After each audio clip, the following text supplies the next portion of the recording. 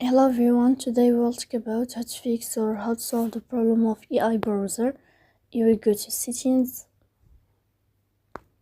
Here you can click on apps, default apps, app settings. On above you can search about AI browser. Then you can click on first stop and you can click OK. Here we'll enter to the window of storage.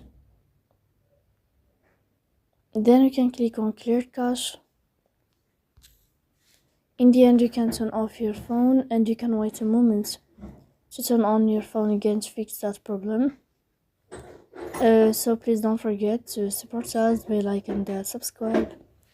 See you next time in another video, and thank you for your attention and your watching. Goodbye.